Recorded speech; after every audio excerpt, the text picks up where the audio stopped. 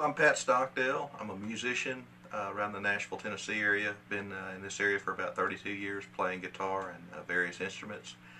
Occasionally I am approached by other guitar players and asked about the rig that I use on stage and sometimes in the studio.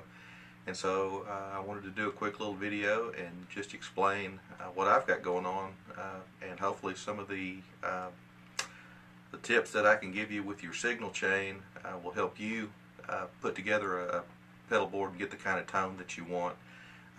Experiment and use your effects in different ways and try to get the very best that sounds the best to your ears out of your rig. But hopefully some of the basic signal chain stuff that I give you today will be a good starting point. Thanks for watching. Okay, so I'll start with my current pedal board configuration.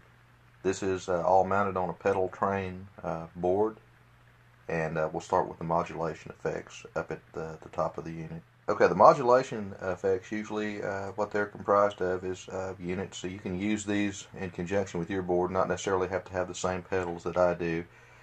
But we're talking about reverbs, choruses, delays, things like that. I run all of those into the effects loop on my tube amplifier, and I'll explain to you why I do that. The reason that I run my modulation effects into the effects loop is because it allows me to insert my effects, my modulation effects, between the preamp section and the power amp section of the amplifier. I do this because the gain channel, which is the input channel of the guitar signal into the amp, it works real well when you're using your overdrives and fuzzes and distortions and boosters and things like that.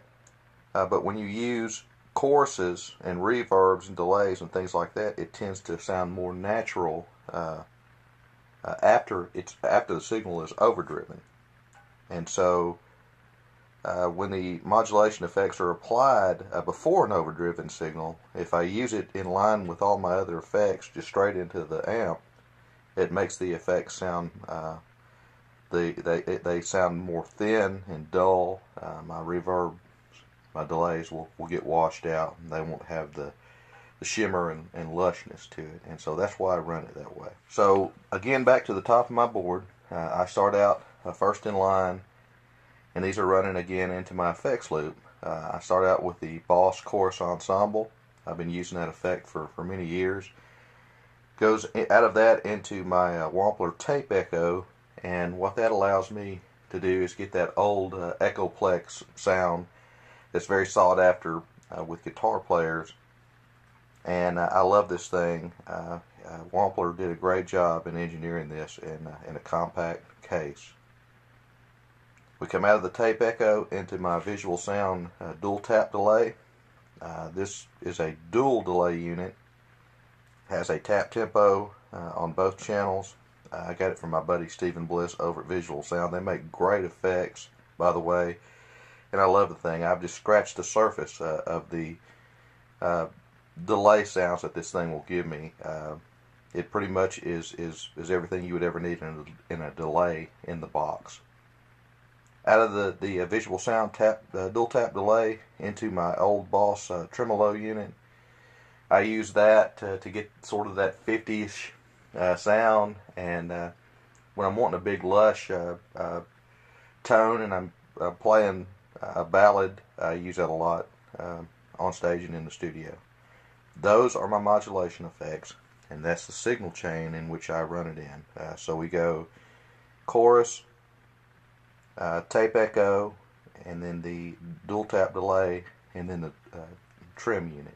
And that's I go straight out of the trim unit into the effects loop, and then back into the chorus. Okay, if you look down at the bottom, this is how my overdriven, my gain staging happens for my going directly into the guitar channel on the amplifier, into the input. I start out with the Dunlop pedal, the wah pedal. So it's the guitar to the wah pedal, coming out of the wah pedal into the Ego compressor, also by Wampler. I love that compressor. The main thing that's really attracted me to it is the fact that it's very musical sounding. And if I need compression on certain songs that I do, like if I'm using any kind of chicken picking type of technique or anything, I can set it to give me that pop and attack that I like. But as we progress into the night and start doing a different variety of songs, I can use the blend control on it and pull it way down to where the compressor is working, but not be so prevalent. It allows me to control the amount of compression going to the signal with just one knob, and I enjoy that. Go out of the compressor into the Wampler hot wired pedal. It's a pedal that Wampler built for Brent Mason. It's a dual channel unit. Use it both for distortion and overdrive. The red button's up right now, so it's in the overdrive side for me. It too has a blend control, which comes in really handy in the studio.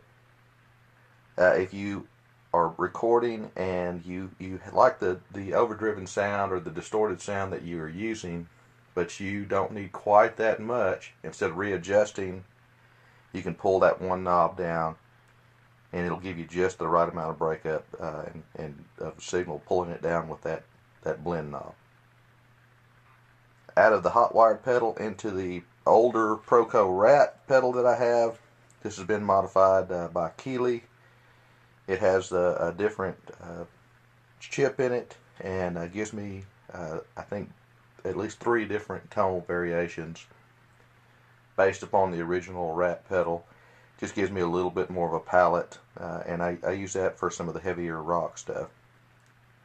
Out of the Rat into the exotic RC booster. I've had that pedal. It's a really clean boost pedal. Used it for many years.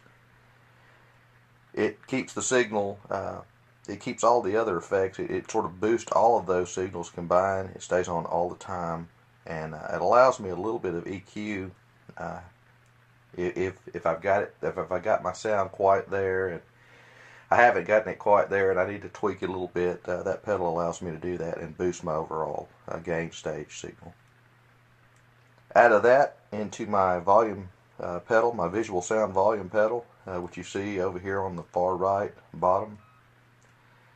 And out of the visual sound volume pedal, right directly to my amp. Right now I'm playing through 2 different tube amplifiers. I'm playing through a Fender DeVille or a PV Valve King 212, depending on which one I feel like lugging at the time. Both tube amps, both have 6L6s in them in the output section, and I love that configuration.